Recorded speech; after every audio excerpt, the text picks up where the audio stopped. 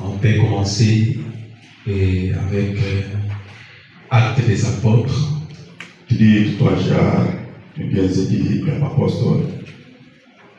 Chapitre 13.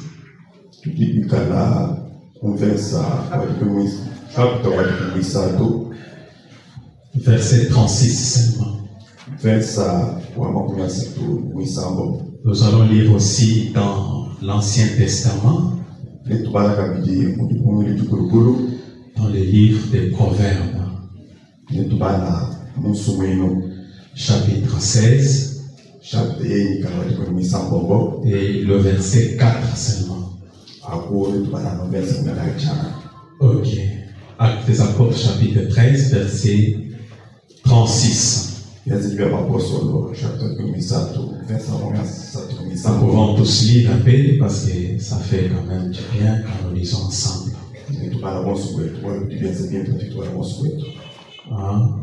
Allons-y. Or David, après avoir en son temps servi au dessein de Dieu, enseveli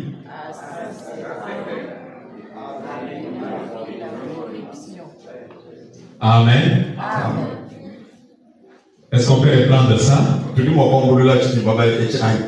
Or, David, après avoir en son temps servi au dessein de Dieu, est mort, a été remis à ses pères et a vu la corruption. David,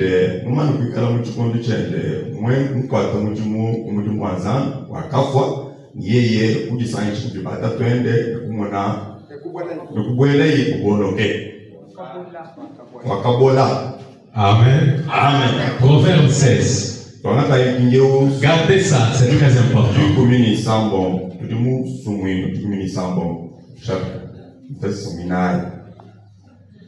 On peut encore lire? Allons-y.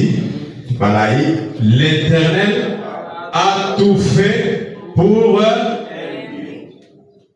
même le méchant pour les jours.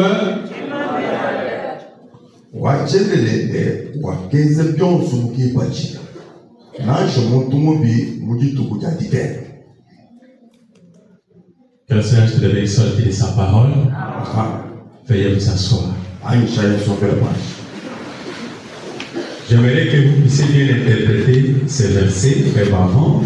L'Éternel a tout fait pour un but.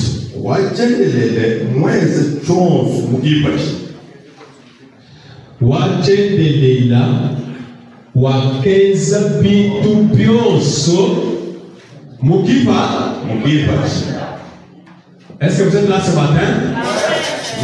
L'Éternel a tout fait dans un but. Si on peut le dire comme ça. Même le méchant pour les jours du malheur. C'est que Wajele l'automweza maluons animweza bitubionso bwakifachila na nshamuntu mubi mufuka mbwayeye kwezi shinaba ukengaye. Même le méchant pour les jours du malheur. Amen. Amen. Je pensais retourner sur ce que je parlais la fois passée.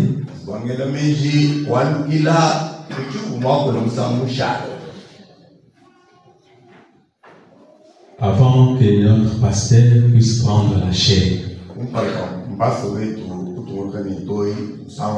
Est-ce qu'il y en a qui se rappellent? Hein? C'était quoi? Les serres.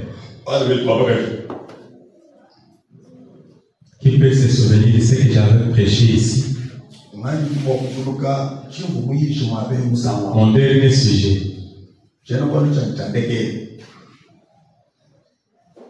Hein?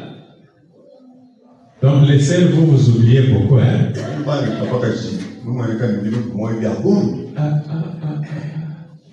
Les frères.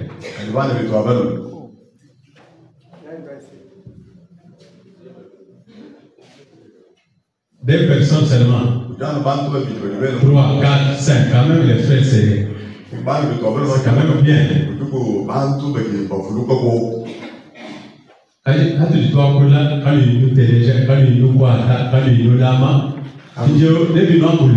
Quand nous parlons, vous n'écoutez pas, vous ne souvenez pas, vous ne retenez pas. Ça va vous servir à quoi?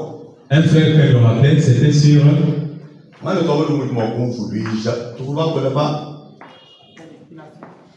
Là. Donc vous aussi vous avez oublié. Oui, mon diable. Ce que Dieu pense pour toi,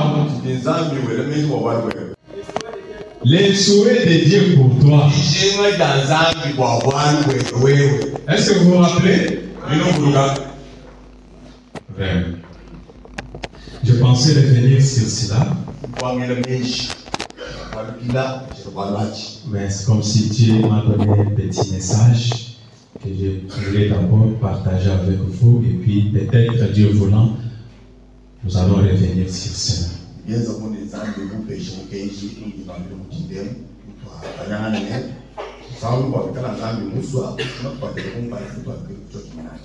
Je tiens d'abord à remercier notre Dieu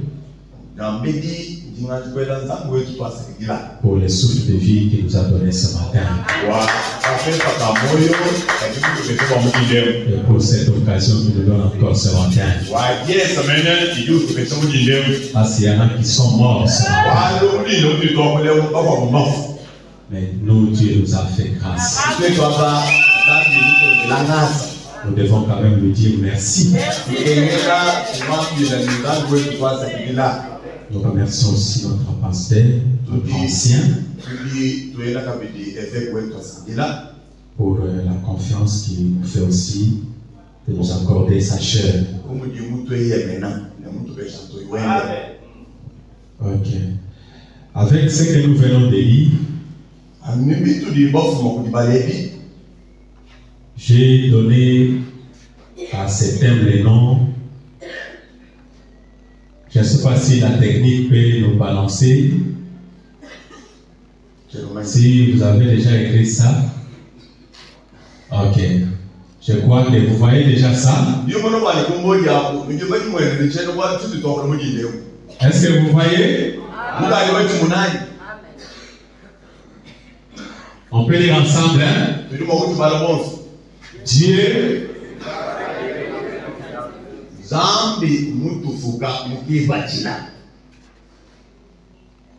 n'est-ce pas la vérité? Dieu nous a créés dans un but. C'est très important. Dieu ne nous a pas créés par hasard. Dieu n'a pas dit je vais créer un homme, je vais créer une femme pour voir si je suis capable de créer.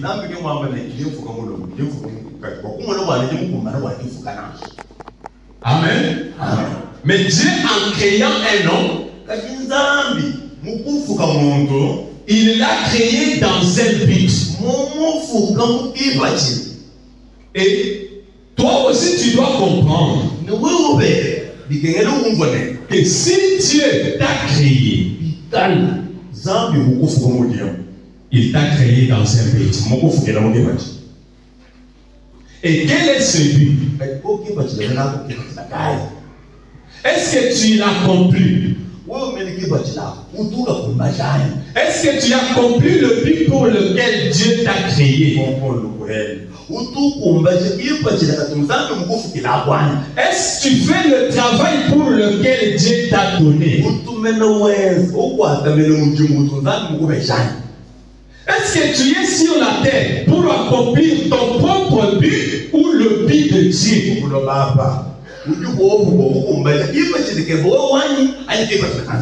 Ça sera une question que chacun va se poser ce matin.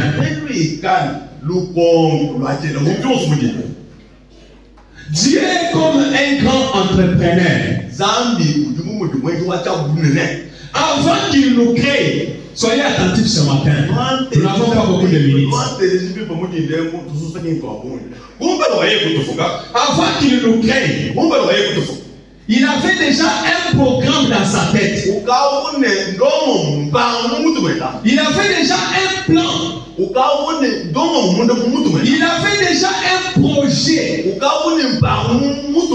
Il avait des choses qu'il pensait faire. Amen. Amen. Il avait déjà tout programmé dans sa tête. C'est comme quelqu'un qui veut construire une maison. Il pense ça dans sa tête avant de le faire. Avant de faire quelque chose, chacun pense d'abord cela dans sa tête. N'est-ce pas la vérité? Il fait d'abord le programme dans la tête. Je veux faire ça. Je vais acheter le terrain vide. Il achète. Maintenant, il me reste quoi? Le planche. Il achète. Il me reste quoi encore? Des tonnes. Il achète. Il me reste quoi encore? Des clous. Il achète. Il me reste quoi encore? Des briques. Il fait tout avant. Il le fait avant la construction. Les gens peuvent le voir. Mais pourquoi il achète des choses comme ça? Il peut acheter même les chariots. Il peut acheter même de l'eau. Il peut tout faire. Il ne blague pas. Il ne gaspille pas de l'argent. Lui connaît ce qu'il est en train de faire. Il poursuit son programme. Il a un projet. Alléluia. Il a un plan. Il poursuit un but quelconque.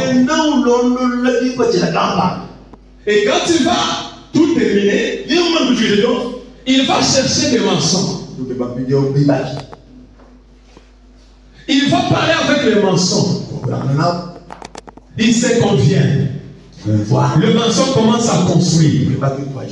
Et quand il commence à construire, vous allez comprendre que tout ce qu'il achetait là va contribuer à l'accomplissement de son plan. Ça va contribuer.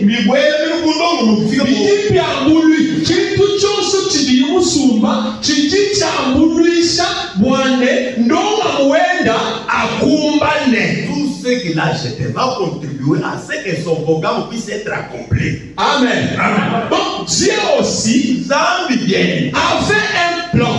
Et pour que son plan puisse réussir, pour que ce plan réussisse, il fallait qu'il nous crée. Donc chacun de nous ce matin doit comprendre qu'il a été créé dans un but. Et chacun de nous doit faire quelque chose pour contribuer à l'accomplissement du plan de Dieu. C'est pourquoi la Bible dit dans Acte 13 que David, après avoir en son temps accompli le dessein de Dieu,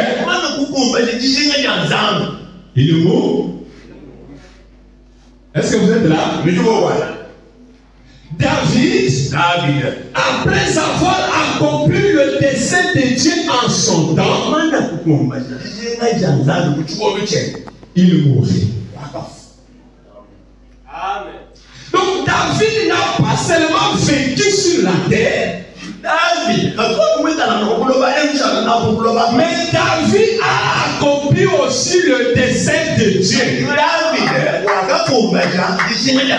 En d'autres termes, David a servi à la contribution pour l'accomplissement du plan de Dieu. Alléluia. Donc, la Bible ne dit pas que David est mort afin d'accomplir le dessein de Dieu. Comprenez très bien. La Bible ne dit pas que David est mort pendant qu'il accomplissait les desseins de Dieu. Est-ce que vous êtes là? Mais David est mort après avoir accompli le dessein de Dieu. C'est très important. C'est très important. Il n'a pas vécu seulement sur la terre, mais il a accompli le dessein de Dieu. Pendant qu'il vivait sur la terre, il profitait de cette occasion pour accomplir le dessein de Dieu.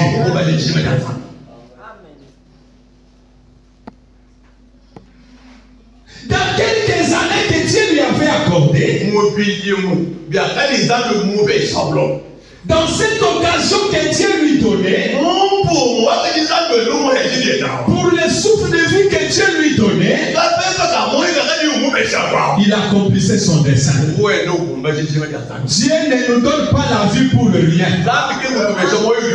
Dieu ne nous accorde pas le souffle de vie pour le rien, mes frères. Quand Dieu nous donne le souffle de vie, il doit en tirer profit. Il doit avoir de l'intérêt dans ce souffle de vie qu'il nous donne.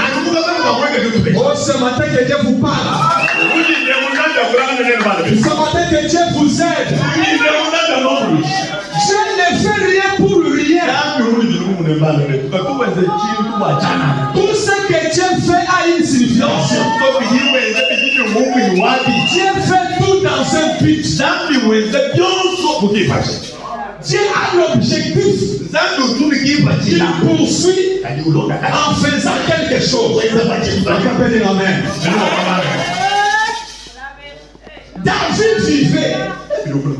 David était roi. Mais il avait compris que Dieu ne m'a pas créé seulement pour être roi. Dieu ne m'a pas créé seulement pour donner naissance. Multiplier, engendrer.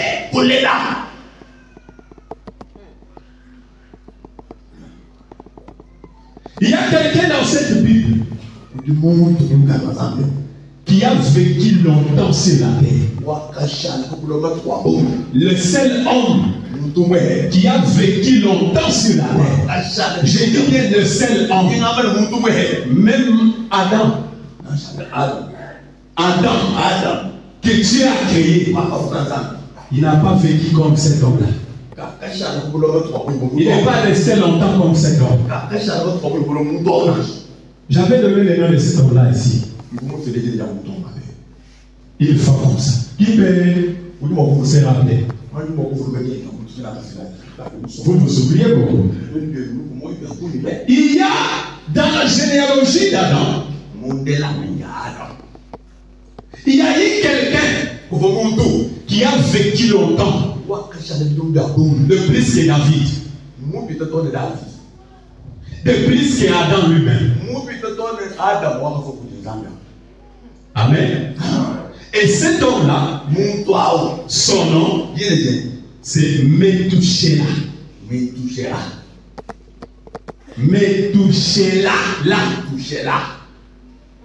Amen. Vous allez trouver les noms de cet homme dans le livre de Genèse au chapitre 5.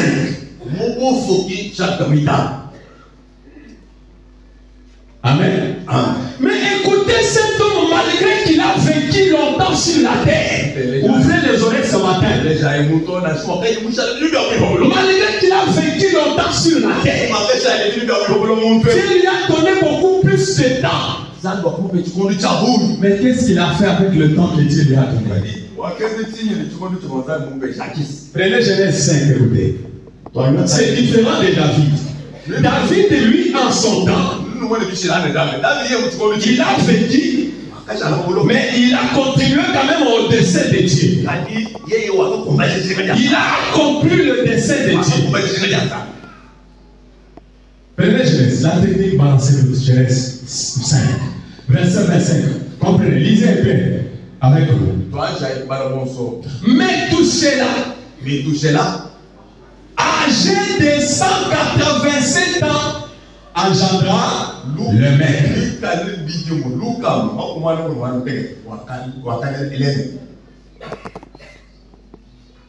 Mais tout cela vécu. Après la naissance de le maître, 782 ans.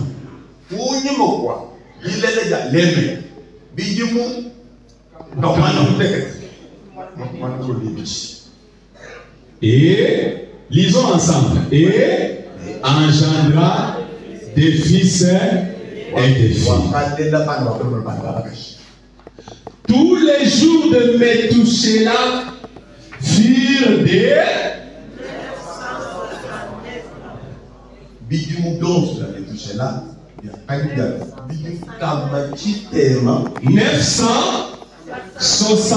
969 ans.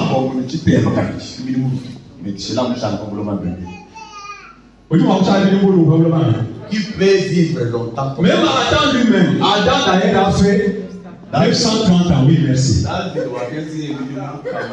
Adam, 930 ans, ça c'est Adam, l'homme créé par Dieu lui-même. Un homme sans ombilique. Un homme fait à l'image de Dieu. 930 ans. Mais son petit-fils, d'ailleurs son arrière-petit-fils, 969 ans. Mais avec ces 969 ans, tout ce qu'on peut obtenir de lui, ce qu'on a pu écrire comme son histoire,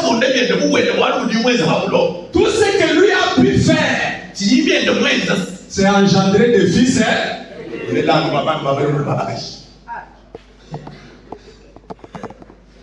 Qui a vu autre chose à part ce que moi j'ai vu?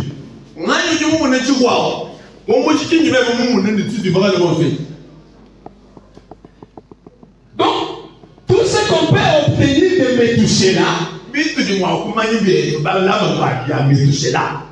c'est qu'il a engendré des fils.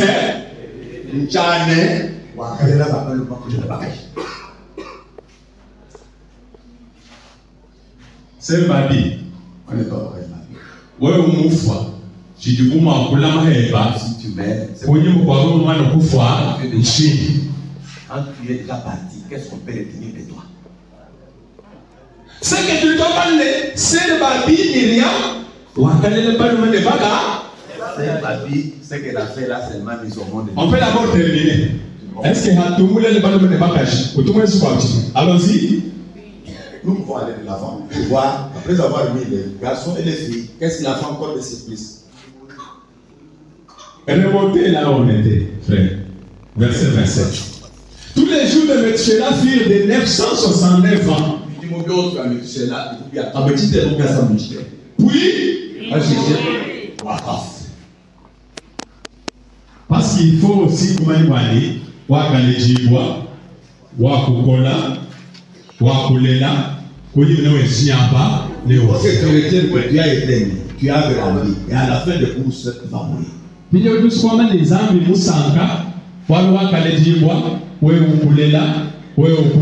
devais nous montrer que Dieu est content parce que tu as été né, tu Papa Maurice, es mort. tu dis que vous gagnez.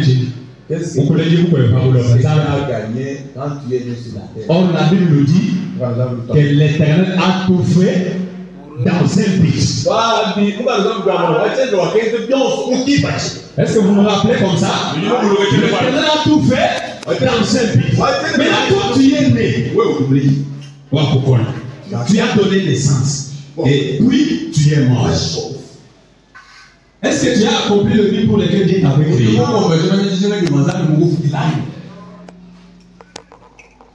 Parce que les gens pensent que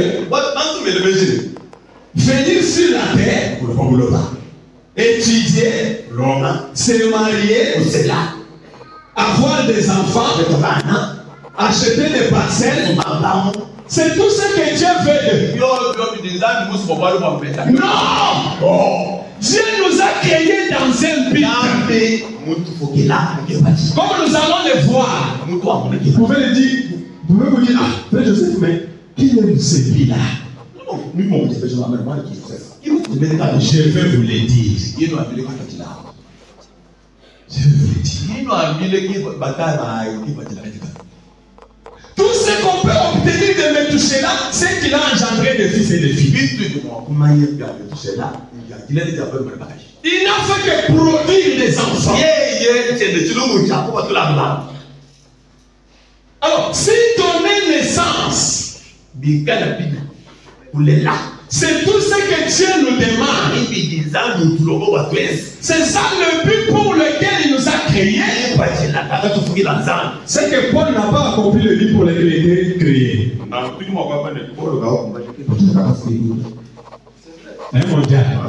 Parce que Paul est mort sans enfant. Alors vous voulez me dire que Dieu l'avait créé pour rien? Paul, malgré qu'il n'a pas donné naissance, mais il a contribué à l'accomplissement du dessein de Dieu. Donc donner naissance, ce n'est pas le but pour lequel Dieu nous a envoyés sur la terre. Parce que si cela est le cas, qu'en sera-t-il de cette sœur-là qui n'a pas d'enfant? Qu'en sera-t-il de ce frère-là qui n'a pas d'enfant? Donner naissance, ce n'est pas le but pour lequel Dieu nous a créés. Que quelqu'un dise Amen. Dieu voulait le pain. Oui, c'est bien. J'ai beaucoup mieux au monde. Mais qu'est-ce que Dieu a créé? Qui me met le cas de l'édito? On n'a pas refusé que vous ne puissiez pas mettre au monde.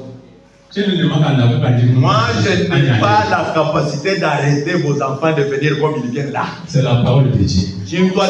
Soyez féconds, multipliez-vous. Mais ce n'est pas le but pour lequel Dieu t'a créé. David a vécu. Il a donné naissance. Mais malgré ça, il a accompli le dessein de Dieu. Amen. Amen. Premier livre. Il y a encore une parabole que Jésus m'a donnée. Luc chapitre 13. Verset 6. Nous allons descendre jusqu'au verset 9. J'aime qu'on lise là-bas.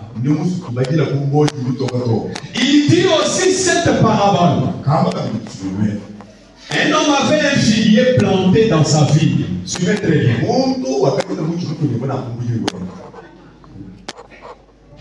Hein? Non, j'ai dit il fait Paul qui interprète cette parole.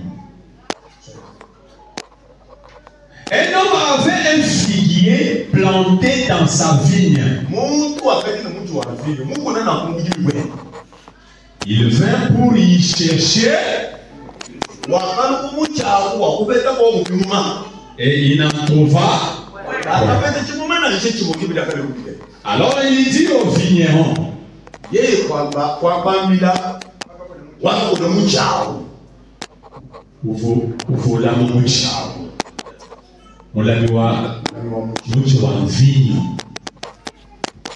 il dit au vigneron, lisez très bien là. Voilà 3 ans que je viens chercher du fruit à ces figuiers.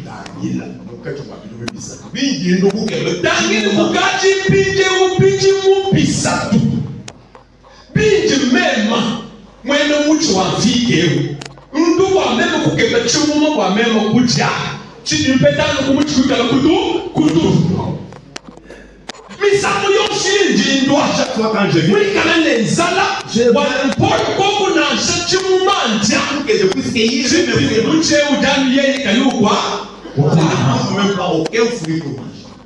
et pendant combien d'années? 3 ans.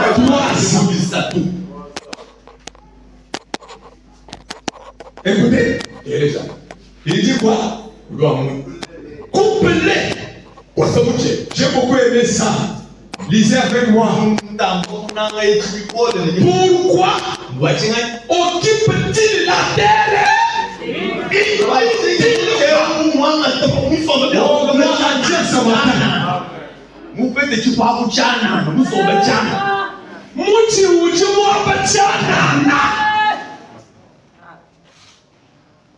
C'est un arbre inutile. Et quand on parle d'un arbre dans la Bible, on parle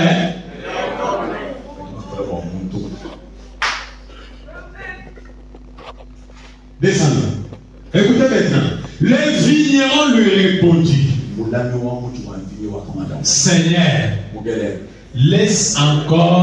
laisse-les encore cette année.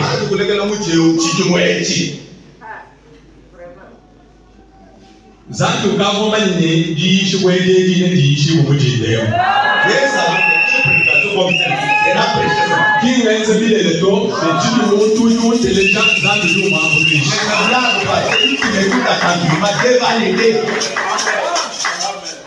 Pamoku kavumwanshi kumfoto mukalenge.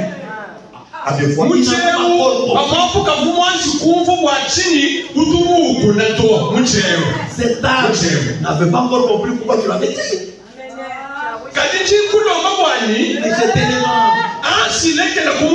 Encore une fois, cette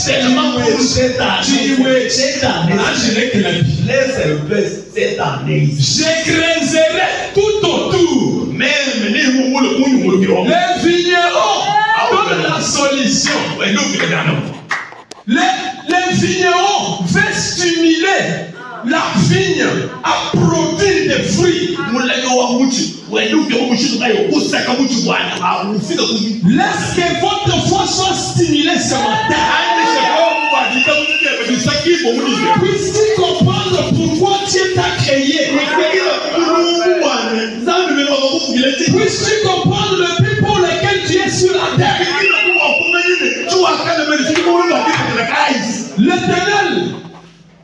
L'Éternel veut que tu puisses produire des fruits. Dieu veut que tu accomplisses le but pour lequel il t'a créé. Cet arbre a été créé pour produire des fruits. Mais l'arbre n'a pas accompli le travail pour lequel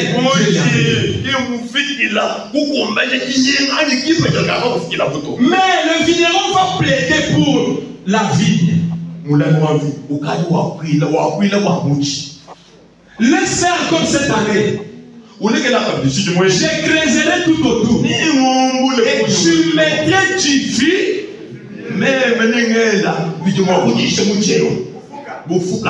Peut-être à l'avenir donnera-t-il du fruit. S'il ne donne pas de fruits, tu les couperas.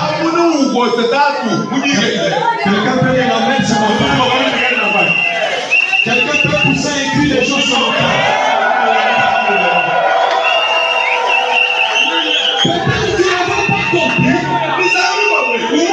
Le but pour lequel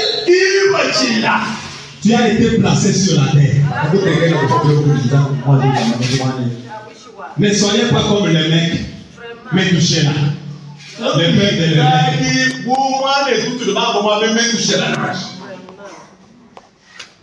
qui n'a pas compris le but pour lequel Dieu l'avait créé. Lui, ce qu'il a fait, c'est produire des enfants. Étudier, chercher de l'argent. L'argent, frère. Pourquoi tu ne peux pas venir à l'église? Papa dit l'argent, papa. Oui, l'argent est important. Nous en avons besoin. Mais ce n'est pas cela le but pour lequel Dieu t'a créé. Est-ce que quelqu'un m'attend ce matin?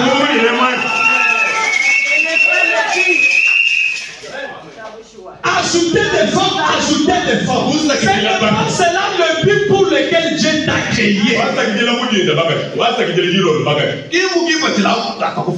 Dieu ne t'a pas créé pour ajouter des femmes.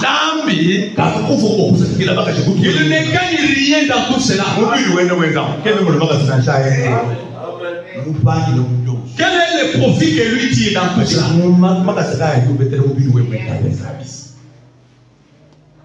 Dieu ne t'a pas créé pour se prostituer.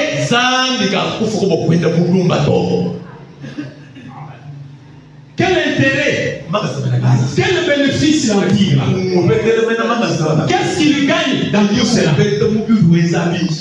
Mais Dieu t'a créé dans un but.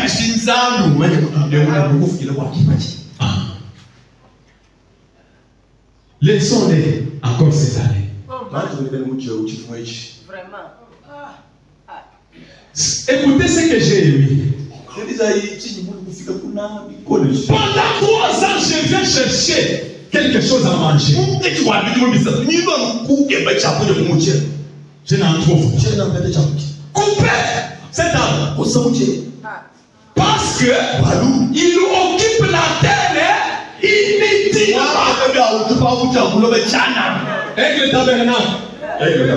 N'occupez pas même le pas de notre église inutilement.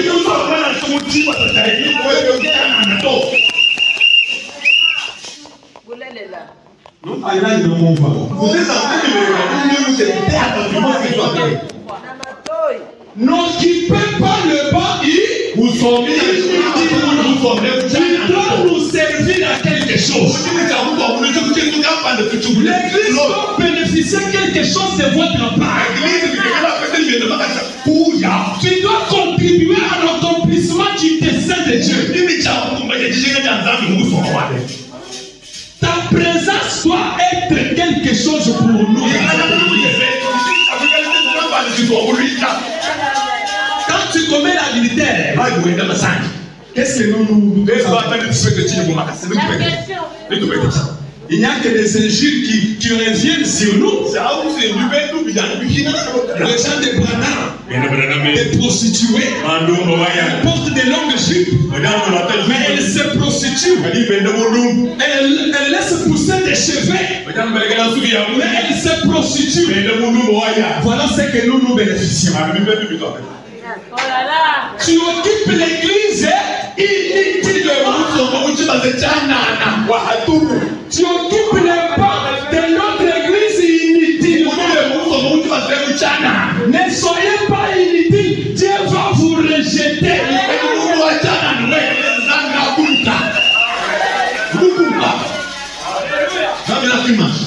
Moi, ma présence ici, c'est dans un but. Et ce que j'ai fait ce matin, j'ai contribué à l'accomplissement du dessein de Dieu. Si toi tu me vois comme si je suis en train de blaguer, Dieu va me payer pour ce que je suis en train de faire. Mais toi, tu seras coupé. Parce que tu occupes le banc.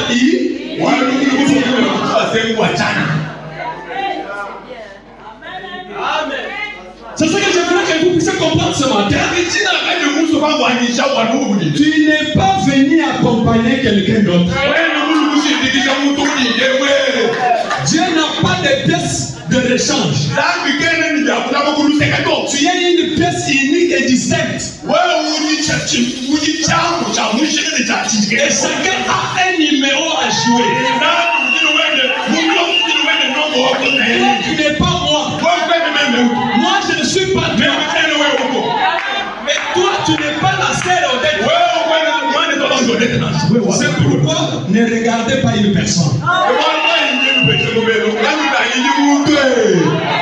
Tu es unique dans ton genre.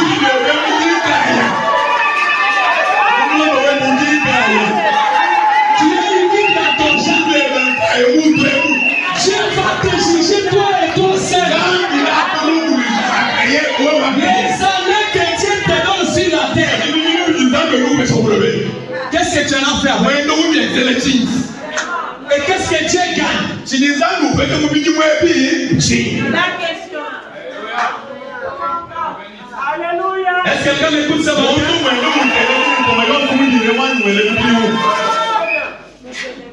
Il y a des gens même dans la famille qui sont inutiles.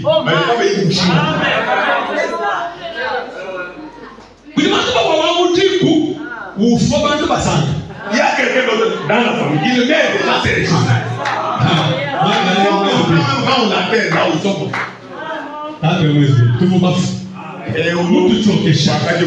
Celui-ci allait partir. Comme il est parti, ils sont contents. Un saucier. Il y a un exemple seulement. Je donne un exemple. Une fois, certains frères, les tenants de la famille sont au repos. Parce qu'il était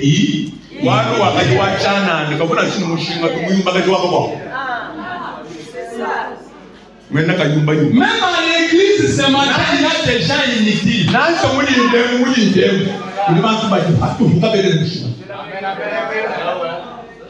Mais David était utile à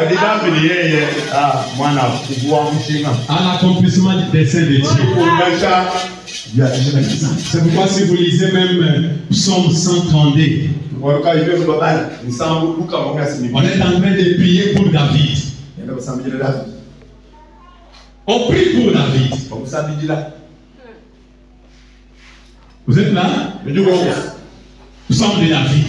Qu'est-ce que la Bible dit? Cantique de degrés. Éternel, ce n'est pas David qui prie, hein? Vous allez comprendre ça. Éternel,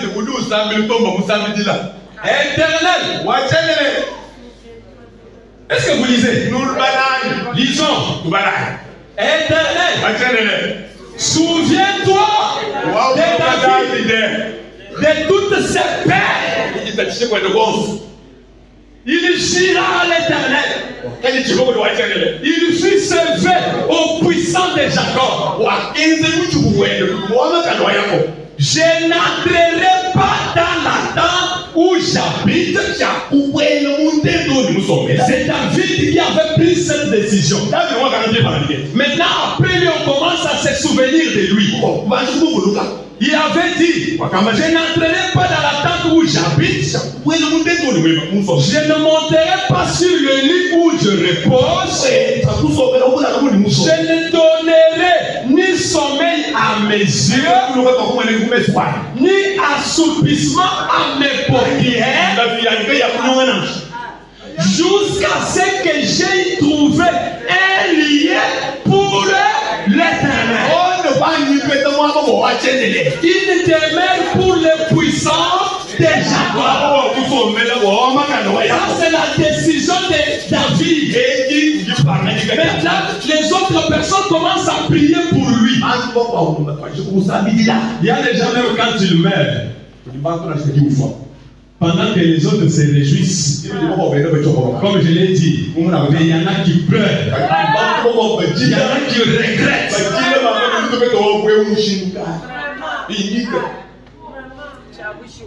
Parce qu'ils comprennent que chacun a un numéro différent.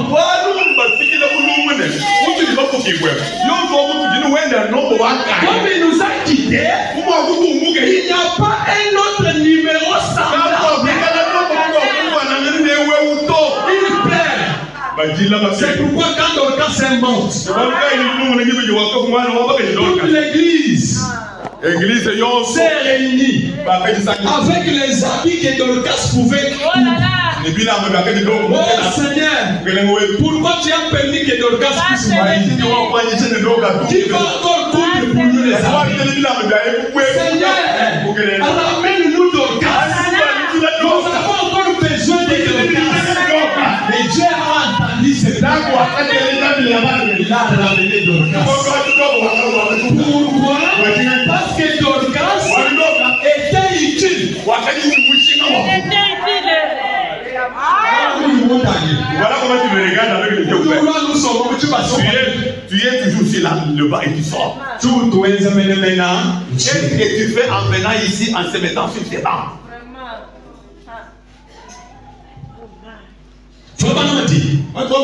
Dans le message, je sais que mon Rédempteur est vivant. Amen. Amen. Prêcher, la date est déjà là. Balancez la date. Ok, la date est déjà là. Nous voulons gagner du temps. Les chiffres sont aussi là. Nous allons descendre jusqu'au chiffre 12 pour gagner du temps. Écoutez, suivez très bien. Maintenant, nous voulons d'abord faire entrer dans nos esprits que rien ne peut nous détruire tant que le dessein de celui qui nous a créés n'a pas été accompli.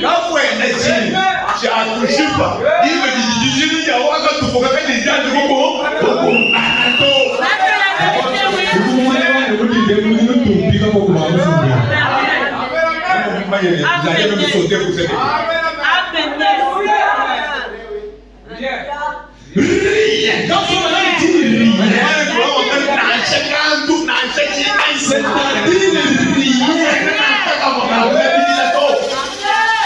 rien ne peut nous détruire tant que le dessein de celui qui nous a créés n'a pas été accompli. Comprenez déjà.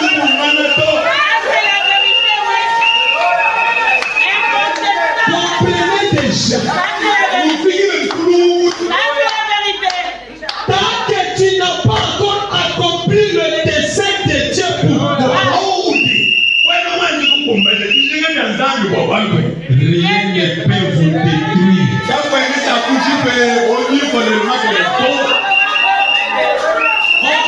Prendre des décisions,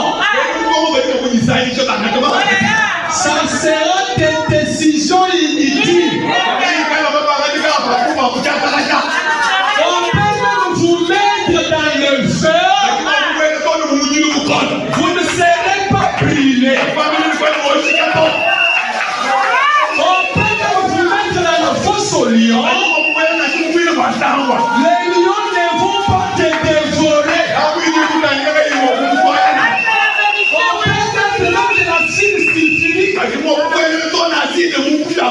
Dans les aliments, tu ne mourras pas.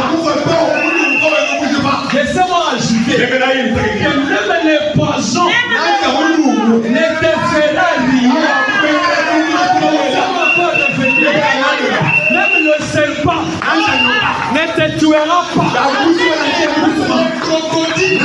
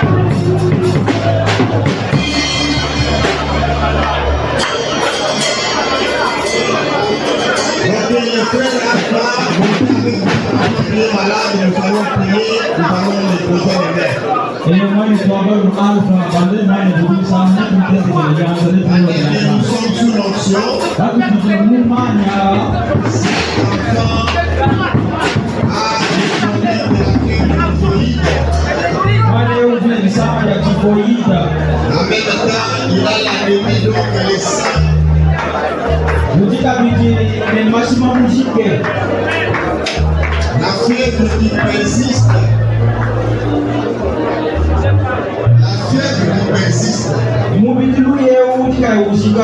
C'est pourquoi le frère est venu avec 5 enfants ce matin à l'église. Pour que les saints puissent prier. Afin que Dieu donne la guérison totale. Les grands médecins est ici. Si vous pouvez nous adonner ces cantiques. Oh,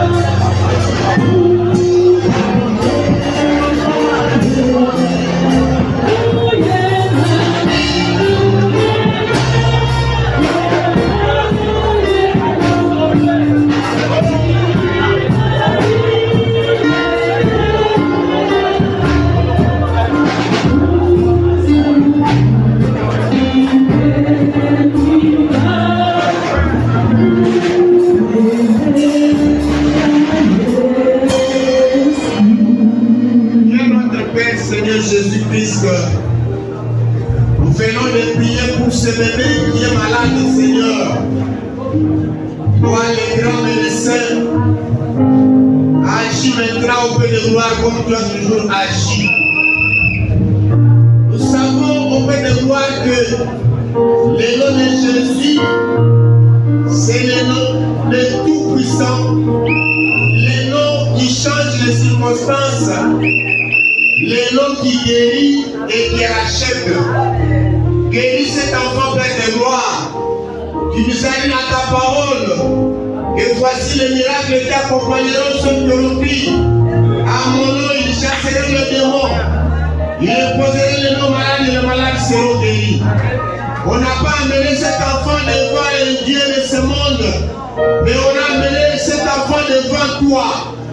Oh Dieu, souviens-toi, lors de la dédicace de cet tabernacle, Seigneur, en décembre 2004, au Père de gloire, quand ton serviteur priait, il disait, s'il y a un enfant de cette église qui viendra avec un problème, et disons c'est le Seigneur.